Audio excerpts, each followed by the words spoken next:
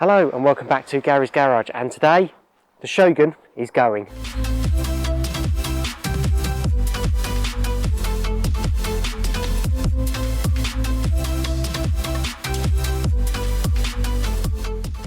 So unfortunately my time with the Shogun is coming to an end. I have a friend coming today who is going to be taking it away and hopefully enjoying it much like my dad did.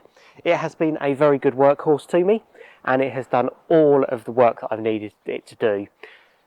It's moved the ramp up the country, it's helped a friend move his Legnum Super VR4 from where he was storing it back to his house.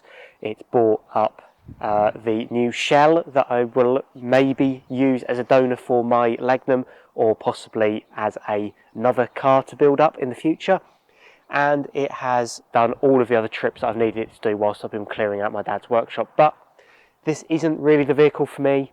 I've never really been a fan of big, high cars. I much prefer to be a lot lower to the ground, hence the estate cars like the Audi that I've got there, and obviously the Legnum. But I know that some people do really love these types of vehicles, and I hope that it goes off to my friend and that he really enjoys it. So it's going, and I suppose I best give you an update on the LPG system, as I left it on a bit of a cliffhanger last time. So it's all working really nicely. I had a very small leak of LPG due to the filter. It was like a brassy two-piece thing, and around one of the seals it was just leaking a little bit, so I've bypassed that temporarily for one of the trips and have since replaced it.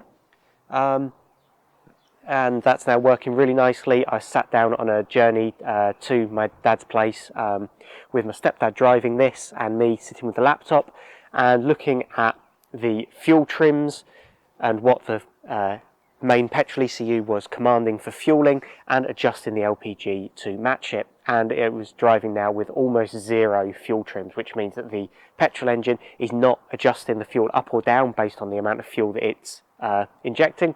So that means the LPG system is pretty much dialed in really nicely for cruise and a little bit of some power as well.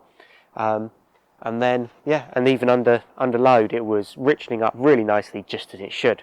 So really happy with that. But as I say, it will be going soon, and I hope it goes off to its new home and it is loved. But thank you very much for watching my very short series on this car. Obviously it was some time that I've not spent working on my other vehicles like the Anglia and the Legnum, but these things needed to happen. My dad's workshop is being sold off, and I had to get it cleared. So, you know, it was a tool for the job, it's done the job, and it's now time to pass it on. So that'll be all for me this time. So I'll see you next time, when it will be probably the Anglia. So thank you everybody for watching, and see you next time. Bye.